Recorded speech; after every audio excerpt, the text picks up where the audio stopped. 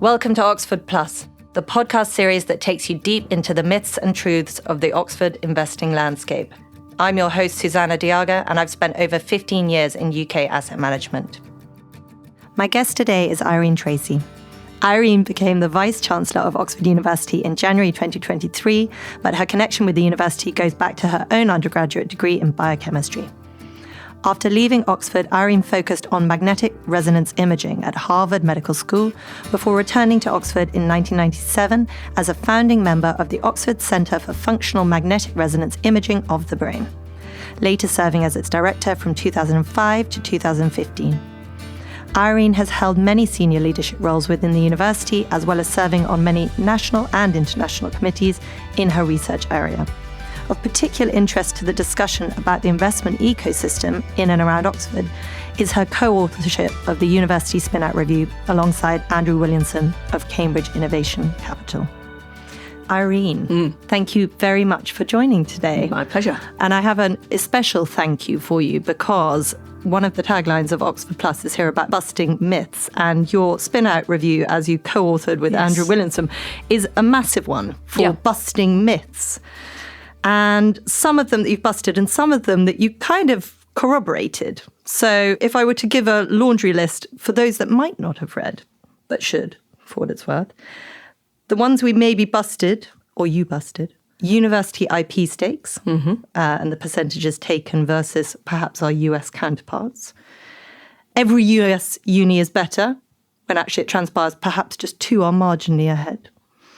And universities cashing in, but focusing on some of the ones that we suspected are the case. The Golden Triangle getting a disproportionate amount of funding, more scale-up capital needed, more government support at both the early and late stages, potentially with the middle being pretty good, and academics aren't necessarily the most commercial.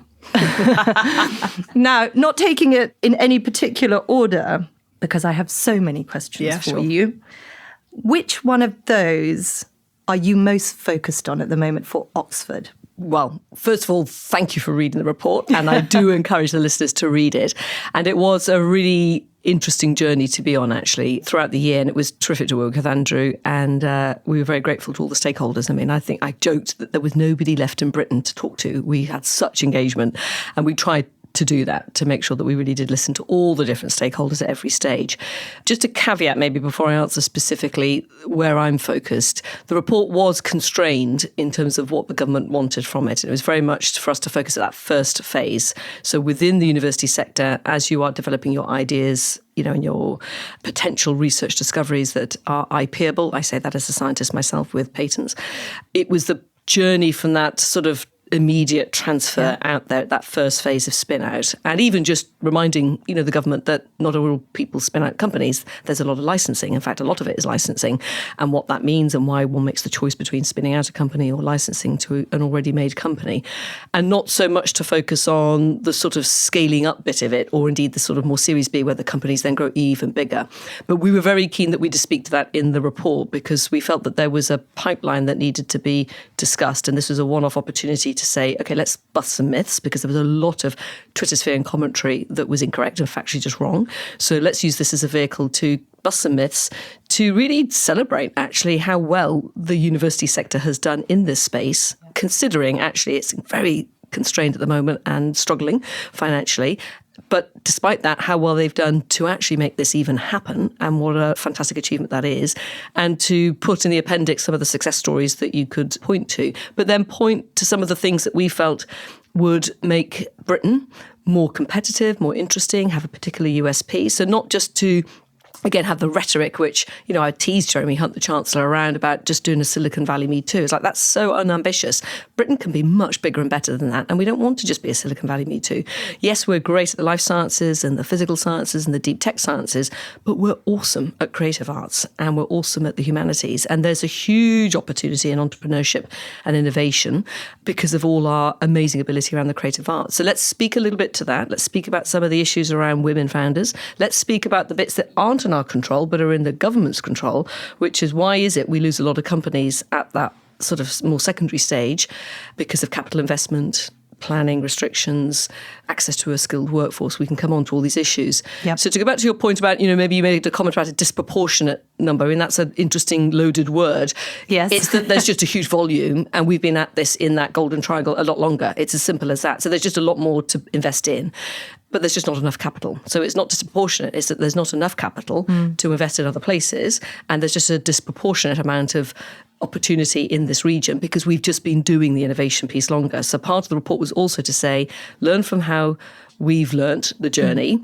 For the new places around the country, the universities that want to be a part of this and want to do innovation, what is it that we've learned that you should learn now and go and start here, not where we were 20 years ago? How can we help you? How can we encourage the government to think about more innovative ways, forgiving the pun, of facilitating some of those university places to be a part of this? Because there is no shortage in this country, in our brilliant university sector, fantastic ideas, amazing opportunity to generate more IP. And there's a thirst and an appetite for entrepreneurship. So long answer, but, I'm very focused, obviously, in my role as, running the university here, is to continue to inculcate an excitement around the opportunities that innovation and licensing and spin-out bring, because I recognise it in our students, whether undergraduate, graduate, and in our young early career researchers, they want, in parallel, many of them do this type of thing. Not everybody. Some people don't want anything to do with that, and that's absolutely fine too.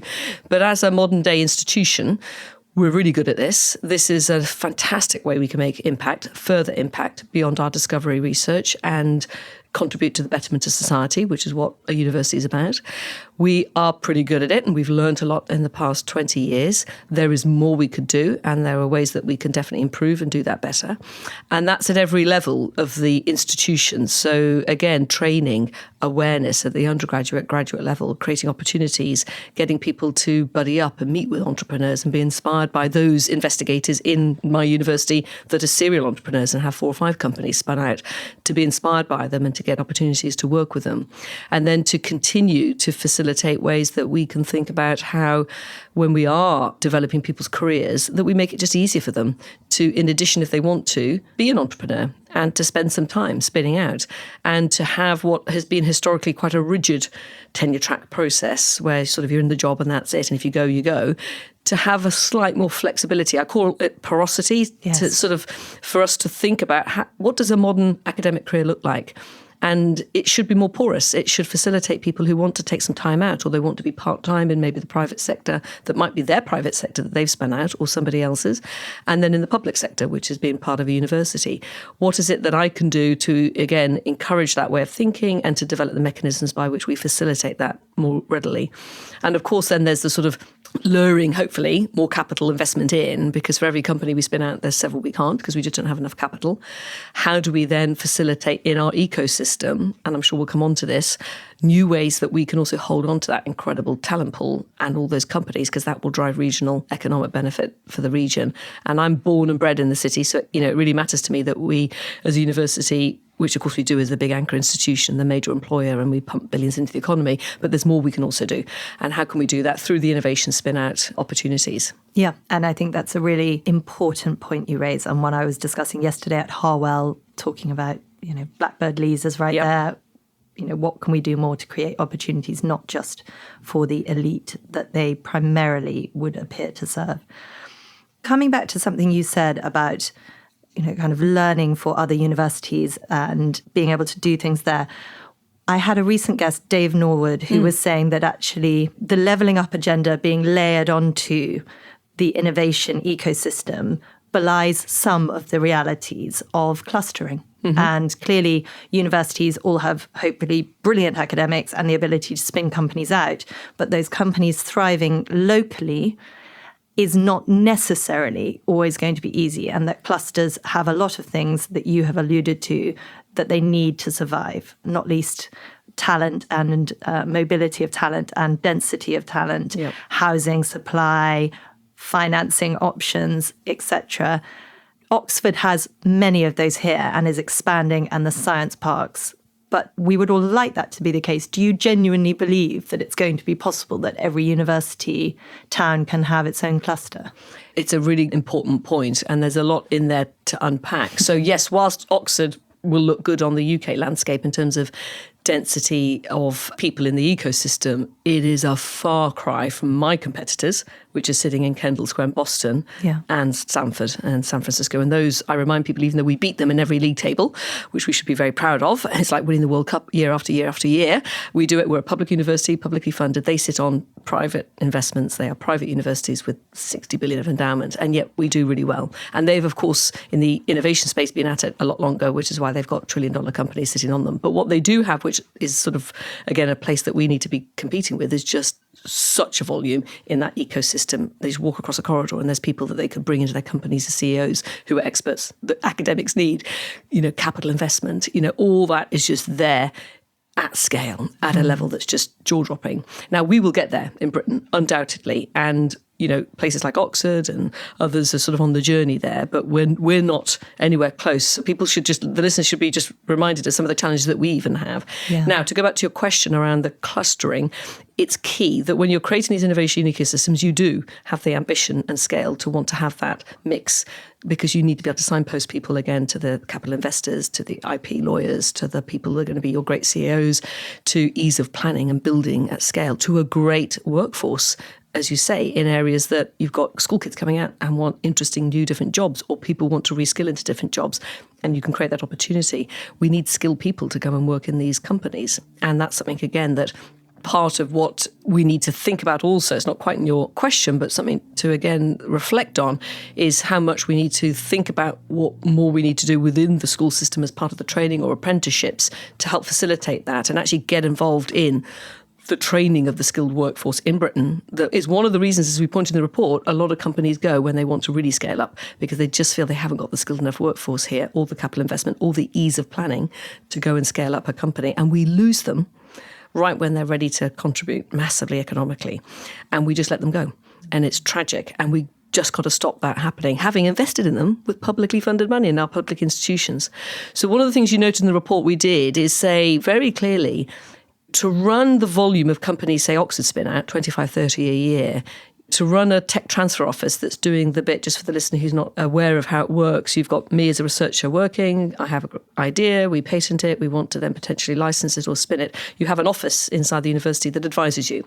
They go and get you the barrister who's going to then protect it with a patent in different territories. They'll point you to different people who might want to invest, or to different people who'll be skilled enough to help run your company, or whether you need to be advised to go with a licensing route to sell it to, say, one of the big pharma companies instead, rather than always spinning out your own company. But to make that tech transfer office be really good and really skilled with great quality people, as we have in Oxford, such a fantastic tech transfer office with Oxford University Innovation, you've got a big volume that you've got to be generating to make that wash its face. And you're not going to be able to do that in every university, particularly small universities. They just won't have the volume. And neither should they. So what we pointed to was to say in regions, and maybe you would start where the government's already decided to create investment zones, you would create a one-stop shop, which, not that you're creating a cluster within the university's cluster around that one-stop shop, so that you can have a really quality one-stop shop where you've got all that advice and that signposting. Each university isn't then going to the cost and the effort of trying to invent it all and have it all in-house, but you've got a quality place that you can go to in your region that can help you get going on that journey with really good advice. And that's, again, what I was saying to at the start, with some of the things that's not under our control, but that's where the government need to now do the work and decide where they're going to put these one-stop shops and these clusters, so that you can start to, within a region where you've got 3 or 4 universities in a geographical area, they can get going. They can have a really good quality, set of advice. They don't have to set it all up in-house, particularly when the financial constraints of universities is very tested. And then they can start to think about how does that shape then other aspects of growth in that region in the context of those companies being successful and wanting to stay and putting in more investment. Now, where places like Oxford and London universities and Cambridge are helping in the context beyond just advice and this learn from us and this is how we've done it, is some very specific things that also speak to the levelling up. And that is to say, we can't, I can't place all the companies that we generate. But there are other universities that are trying to build innovation space because they've got spare land, they've got areas that they'd like to use, but they can't fill them. Well, what a happy marriage that is. So we signed a deal with, for instance, Birmingham University, where we're placing companies there. And again, we're looking at other places where we can move talent move money, move opportunities, and place them in different parts around the country. And that's a real win-win. And we're doing that not just in this innovation spin-out. We're actually doing lots of things in our basic research and collaborations anyway. A lot of the research that we do, particularly in the medical sciences, is in very much collaborative contexts and is setting up ways that you exchange talent. And the talent pool can be distributed. So these are the more, as I often say to government, you don't asset strip to level up. You've got great assets that are phenomenal. If they're strong, everybody's strong. If they're weak, it's all done. But we do have to address the fact that there's not a spread, but you need to make the pie bigger. And you need to... My favourite expression. It's just obvious. It's not rocket science, this. So, we're strong. We will do and grow stronger, but we will also spread that beyond our geographical boundaries as we are and as actually we have done. It's just often people don't know that. No, that's really wonderful. Thank you for explaining that. That's very clear. So within our boundaries, one of the things that, again, was mentioned in the report was sort of liaising between business schools for that more entrepreneurial, commercial talent. And often the people going into those forums are already more experienced in the commercial world and twinning up with the academics. It's not something one has a sense is happening optimally in Oxford as it stands. I think somebody explained to me once that the history of the Saïd Business School was that the university didn't originally want it, and that there's some sort of weird hangover from that. But clearly there's so much mutual benefit from this amazing business school and this world-leading university being combined. Is that something you're focused on here? And how do you see that evolving? Yeah, such a good point. And again, I'm just going to bust that myth. I've been in Oxford my whole career for 35 years, and I've never heard that, and I'm on the inside. That's myth number one. The business apologies school, to the listeners. I think it is fair to say that the business school in its development and growth from ground roots is very focused on just developing a business school that could quite quickly get up to a successful level. And naturally, you might have some people feel that it's not integrated enough. But that's an evolution of how any new thing is going to develop. It's got to be brilliant itself and focus on what it's doing. And then as it matures, it starts to make that connectivity both internally and then more externally. And that's just an evolution thing. And that's absolutely the phase it's in. Sumitra Dutta, who's the new dean, is coming in and inheriting a business school that's now, up the league tables, doing well, attracting more students than we can take, et cetera, et cetera. So in this evolution, it's very much about, right, how can I benefit even more from being in the university and all the amazing talent? How can we reciprocate and put things in? So that's just a sort of explanation about how things really work when you're building new enterprises. And again, there's always lots of commentary and myths in Oxford, which, I'm often staggered at. And I've been there for 35 years. I was given a very detailed version of that. We'll discuss it offline. That's hilarious. I'm sure there are always anecdotes of things, but, the anecdote is the anecdote, as opposed to sort of the generic sort of broad understanding. But Sumitra is brilliant as the new dean and is absolutely, he's running a leadership program for all our, heads of department. There's all sorts of stuff he's doing. So it's very integrated. But the point you're making, having sort of just corrected that, is that it's not just Oxford. There was a really surprising lack of engagement across the country of business schools tying in with the innovation piece. And that was a real surprise to us when, we identified that one of the challenges was, as you spin out, the quality of the CEOs you can get access to, the ability to grow that company. And meanwhile, you've got all these business schools around the country, and the two weren't meeting or talking. So that's why we flagged it as an issue more generally. And certainly, obviously, I'm talking to our business school in Sumitra, and there's huge appetite, and they're running innovation schemes, entrepreneurship schemes, or running summer programs. They're all part of some of the programs that we run anyway and have been running. So they have been quite integrated. But what we need, again, it's holding on. I refer to it as the challenge and the trick we've got is how do we hold on to that talent pool once they've graduated and left, because you want them to stay. And of course, these are very attractive students who've got lots of amazing opportunities and offers. Oxfordshire is beautiful. I love it. I've born and bred in it, but there's not that many different types of jobs to do here. And that's part of the growth opportunity. And then you can hold on to more of your talent pool because there's interesting things for them to want to stay and do. And that's where the two will meet. So I think it's all part of, you're always on a journey, you're always evolving. Naturally, quite a lot of the people coming to our business schools will be heading into London, or they'll be heading into sort of bigger cities where there's just bigger businesses. So one of the challenges you've got, and I've got, is making Oxfordshire an opportunity innovation ecosystem, with this stunning, beautiful city in the middle of it, juxtaposed to the greatest city in the world of London. Cambridge is another great city close by, all that the rest is in Britain, and a place where not just for our own people coming through our school system, but also people that come in as students. We hold on to amazing talent and we build and drive economic growth and all the benefits that come with that in this region. So we address some of the challenges of worse life longevity in the country, within our own city, some of the schools that are not performing as well as, we would like them to be, considering they're sitting next to a great world-leading institution. These are all the things that, we hope that we can be a part of fixing by creating that broader ecosystem. And I often go out, to my alumni who sit out on the West Coast and they're part of the Silicon Valley lot or Boston or out in Asia, and they will say, and I will agree, and it's like, where else in the world is there such a phenomenal combination of things that's so amazing and capable of developing something that is truly world-beating? When you think you've got a world-great city, you've got 2 historic 1,000-year-old universities that have beaten everybody else in the world, you've got extraordinary creative arts on the M4 corridor, you've got some of the greatest national labs that are knocking socks off what's going on in Europe, you've got beautiful cities and countryside. There is nowhere else in the world that's got that constellation anywhere, tell me, and nobody can. And these are people sitting on the West Coast and the East Coast of America and in Asia. We've got them licked. So let's do it. Let's be ambitious. Let's think about what we create in this region. And we can absolutely do this. And it will be phenomenal. And that's how you will build Britain back strong and economically. And that's the sort of opportunity as I see and try to sort of instill in the report. And what I'm saying very publicly, under my stewardship, which is, obviously a short period, I will do my best to set this in train. It'll take longer than my stewardship, but at least I'll set it off. And that's the ambition and aspiration I have for the region, but it's also for the country. You make a really interesting point about the broader ecosystem, jobs that are outside of the current domain. Funny enough, when I moved to Oxford, my background is financial services, and I was struck by how few investment companies there were here. And it's something that you bring up in the report is about diversity of capital. Yes.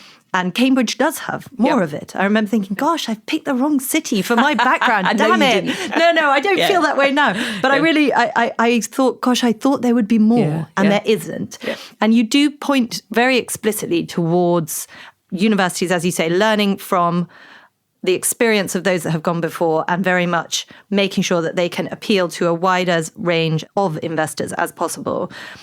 How do you see Oxford evolving, and what do you think in 5 and 10 years it needs to look like? Because it is still relatively constrained compared to Cambridge, for instance. Yeah, it absolutely is. I mean, and we always laugh because Cambridge obviously is brilliant and it's doing very well.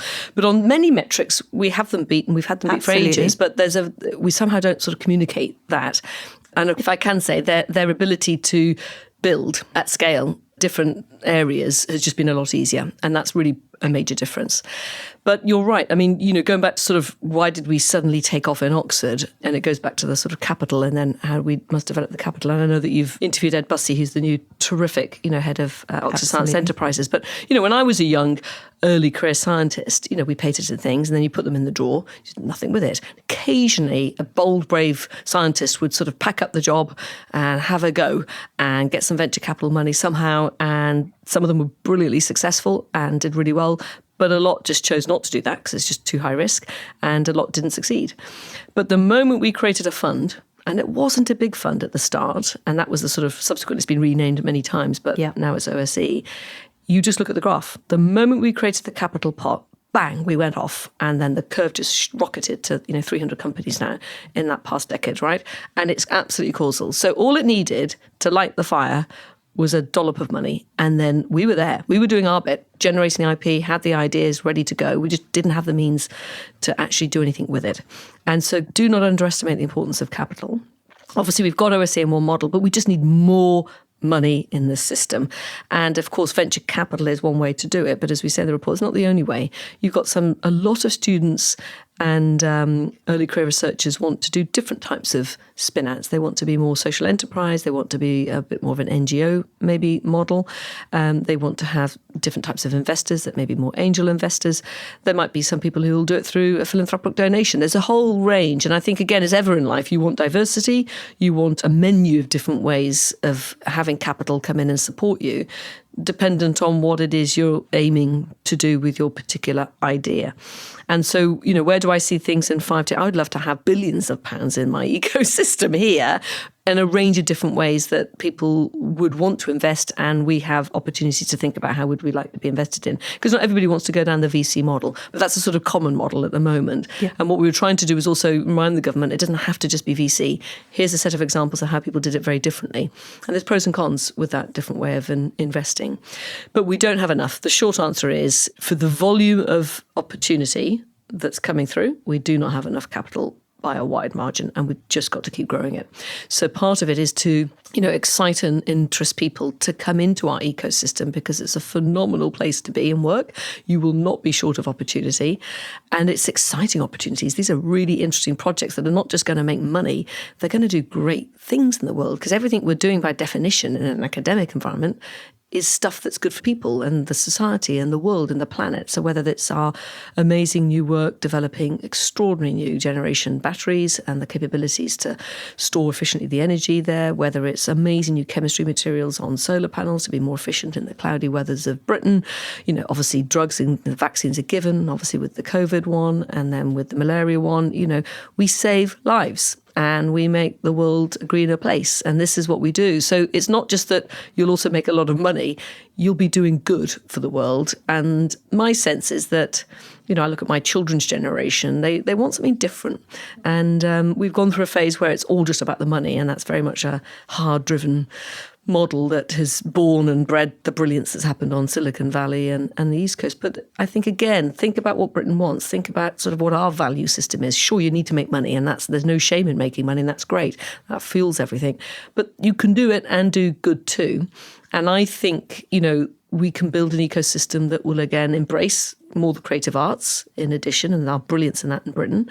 It will also embrace women as founders and investors and the capabilities there that we're missing out on. It feels to me a little bit like where we were in academia 25 years ago. You're just missing talent because of, again, the usual old biases that exist. And then you're investing in things that will absolutely make you money if that's the direction you want to go. But you'll also be doing extraordinary contributions to the world, and that's got to be good. And I feel that the next generation, that's what they want and what they're looking for. So my hope is I can create and help create and be a part of creating an ecosystem that delivers on that. I hope so too.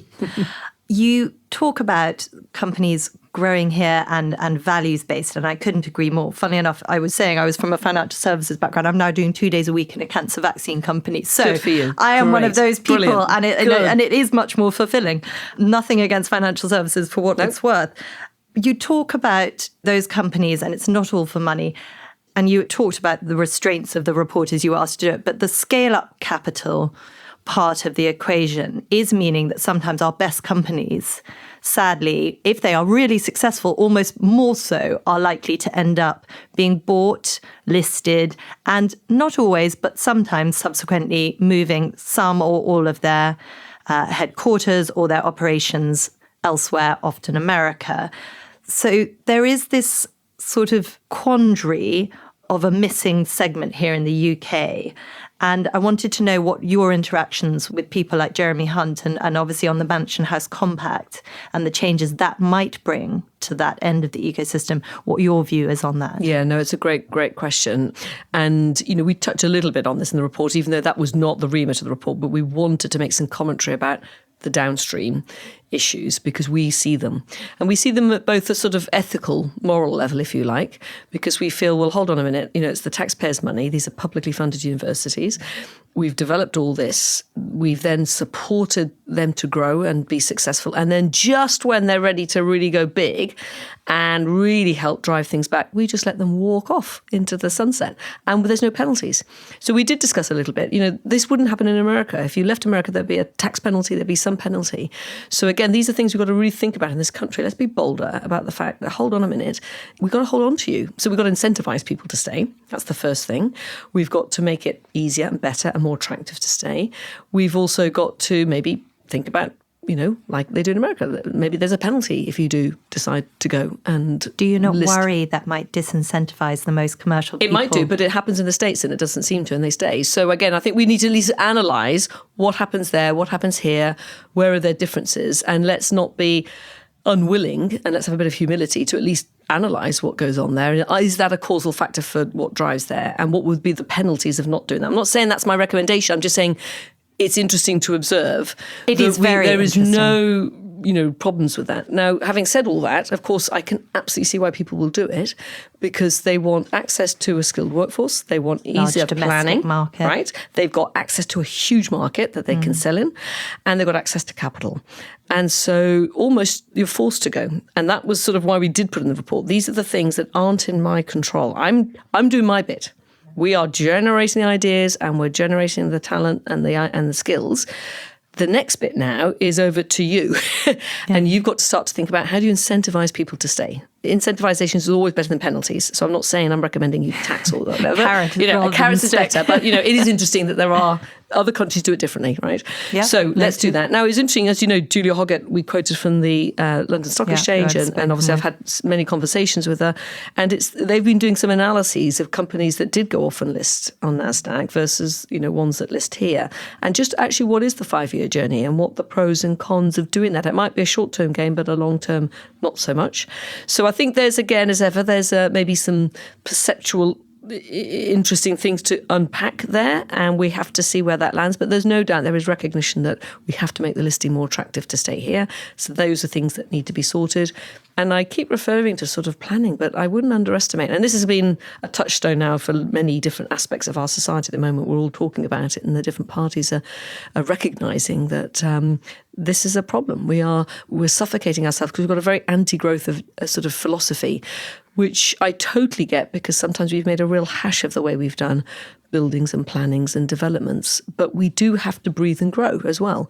And that can be good. It needn't always be bad. And so there's a cultural thing that needs to be worked on, because that's also a big factor why people will go, is they just feel they can't, it's just too painful and too long and too slow to be able to develop the physical facilities that you need to grow the company at the scale. So, and of course, we have had Brexit. I don't want to get into the politics of that. We are where we are. Let's move on.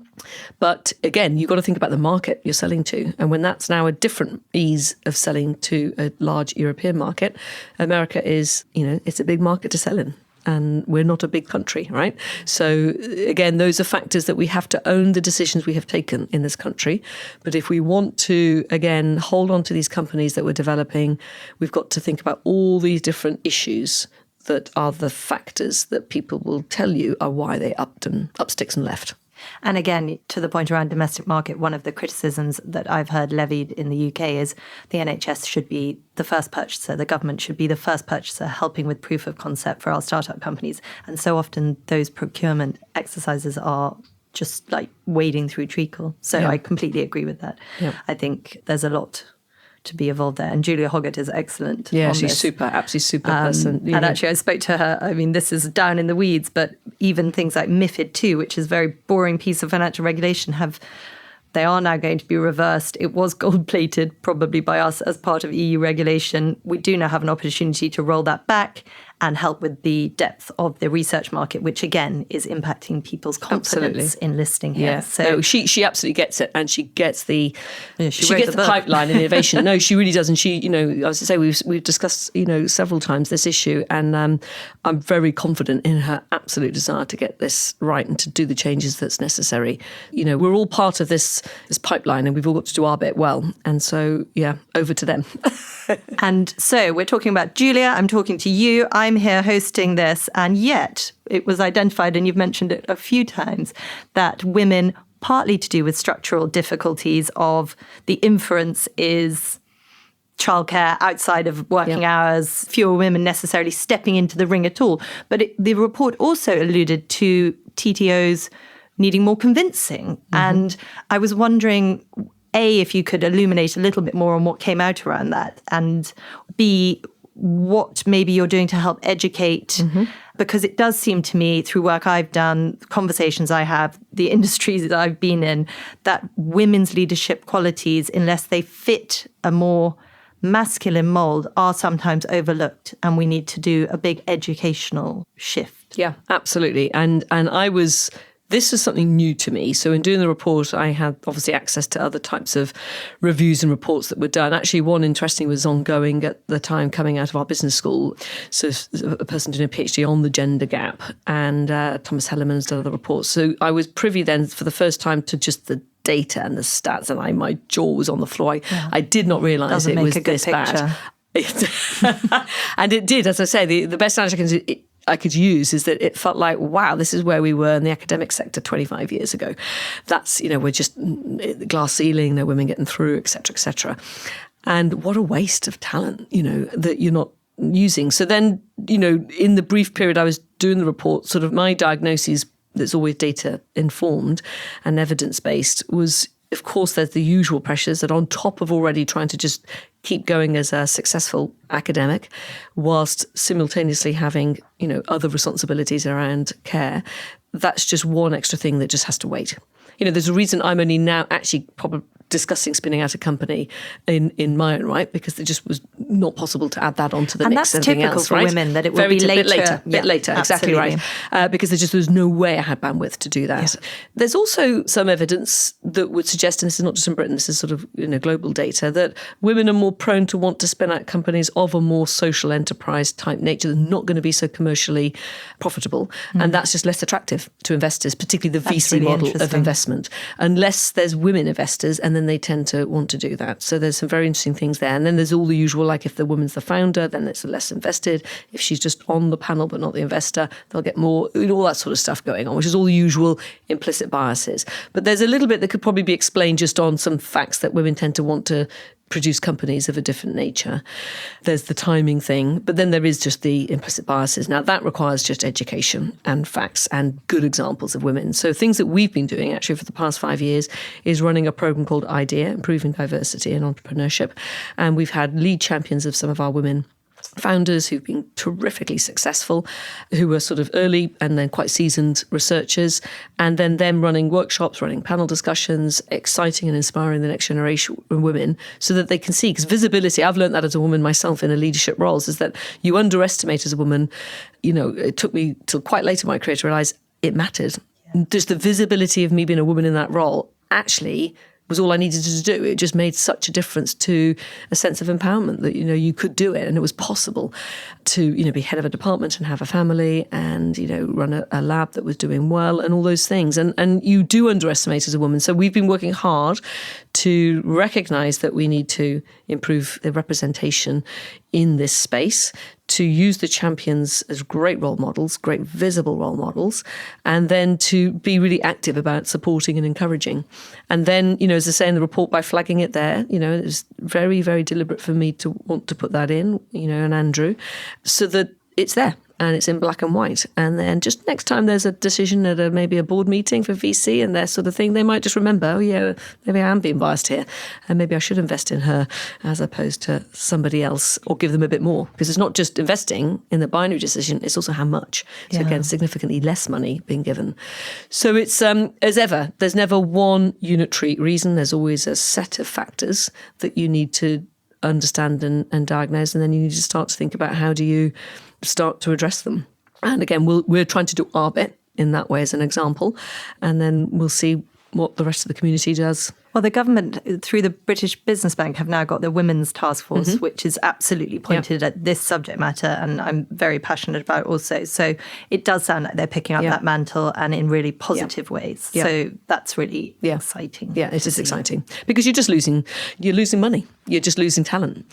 I see if you sort of digress, but, we many of the colleges, were celebrating over the past few years 40 years of women being admitted. Okay, I was Merton College was my undergraduate and graduate college. I was very fortunate to be its warden, its head for a few years before I took on the Vice Chancellor role. And we too celebrated our 40 years of women. I was the 5th year women were there. And what struck me, and this is, sounds like I'm going way off piste here, but there's a point here, is that when we started to celebrate, just a sample of our women over those 4 decades from each of the decades, it was just extraordinary, the things that they'd gone on and become and done. And you couldn't help but look at it and just say, wow, look what they've achieved in just 40 years of having an opportunity of that transformation that education brings, and what we've missed by not having that happening more early. You're just missing. You're just wasting talent, and that's a great tragedy. So, it's a good investment. Absolutely. I have one final question, and then, ironically, given the subject we've just covered, I'm going to have to go collect a child. Good for you. But I wanted to speak to you. You alluded to the kind of the endowments in America. You didn't allude, you explicitly spoke about them. And in the report, it talks about them and the difference. In Oxford, it's further potentially exacerbated by the college system and the alum networks being held within individual colleges. Is that something that I appreciate? It's pretty difficult to get people to open up those lists, but in conversations I've had, it seems to me that giving to your college and potentially giving to innovation, to science and technology, to departments, they're quite separate. Is it something that you have plans to try and open up more, or is it just completely intractable? It's another myth, actually. And I can say that, hand on heart, I've run a college, I've run a department, I've been on both sides. I'm pleased. There's a lot of, I'm an alum, so I get approached. There's a lot more talk and rhetoric around, it's a big competition between the two. It really isn't, because the reality is it's different. People give to the colleges because it's your family, it's your home, and the colleges' needs are quite different and circumscribed. And at the end of the day, everything the colleges are doing is core university, is core business, right? We're all doing the best teaching that we can to the most outstanding students that we can find, and we're trying to do the most impactful research with the best academic staff delivering it. That's it. That's our core business, to make the world a better place, right? That's what we do. And that's happening everywhere. And so I don't care where the money goes, because it's all supporting core business. And the truth is, alumni databases, it's one big shared database anyway, and has been for years and years and years. So everybody buys into one big database. It's not like there's secret lists. See, that is literally not what one hears. Yeah, I'm so pleased you've disemboweled me of this is that what happens. myth. People shouldn't listen to what they read in the press or sort of the hearsay. Yeah. So the truth is, for years and years and years, we have a large big database where everybody signs up, because it's more efficient to communicate by email to everybody in one big bit. And colleges can then they access it and run theirs if they're doing bespoke stuff, or if we need to communicate to everybody in one fell swoop, we can. And everybody sort of signs up to that model, right? The alumni that tend to give will give to the colleges for, because it's your home and your family. And then when you want to give to the university, it's for something quite different and separate that the college can't do. So often it's for a major project or a new big initiative around a large building. And the honest answer is, most of the big gifts don't come from alum. So if you look at our last campaign that we ran, and we're going to launch one at the end of this year, we do one every sort of 15, 20 years, most of the money that came for the large gifts for the university projects, the largest percentage of it is from non-alum. So it's people who are extraordinarily generous and very wealthy, and they want to buy into excellence and sustain excellence, and they want to buy into what is going to make great impact. And, that's the way. So there's no competition. Rarely you might get something where maybe somebody's just at the moment of wanting to get a person to support a, leaking roof or something in your 13th century grade 1 listed building, and then maybe the university's indirectly been talking about something else, but it gets resolved because you don't talk to an alum about a gift unless you've cleared it with the college. And the colleges 99% of the time will say, that's absolutely fine, go ahead and have a chat. I never said no once if I was approached for one of my alums to have a conversation about something. So it works far more harmoniously. It's very harmonious, because there's actually not much competition. We have complete line of sight on all sides. At the end of the day, everything that comes in is very welcome, because it's all supporting core business. And most of the big university projects anyway are supported by non-alum. That's super interesting. And of course, corroborated by what's about to happen with the really exciting Ellison Institute. Yeah, exactly. Ellison is, got this amazing standalone institute. Obviously, our wonderful Regis Professor of Medicine, John, has retired from that post and will be the first president. We're doing already amazing, exciting collaborative projects with them. It's going to be a phenomenal component of this ecosystem. It's brilliant. Absolutely amazing. Of course, Steve Schwartzman supported the new big Centre for the Humanities. So that's a bold statement about the importance of supporting the humanities at a time when, they're under pressure and struggling in universities. We're going out there and saying, not on our watch, we will look after these subject areas, because it tells you why you are you and why society is societies. It tells us about ourselves, and that's such an important thing to do. So we're making a bold statement there, generously supported by, again, a person that wants to buy into and support excellence in an area that they care about. So, there's always these anecdotes. So I'm very pleased to be able to rectify that. Now, there's one big database and we all work quite well together. You. And I think that's a great note to finish on, is just that point of buying into excellence, which I think is what it's all about. Yeah.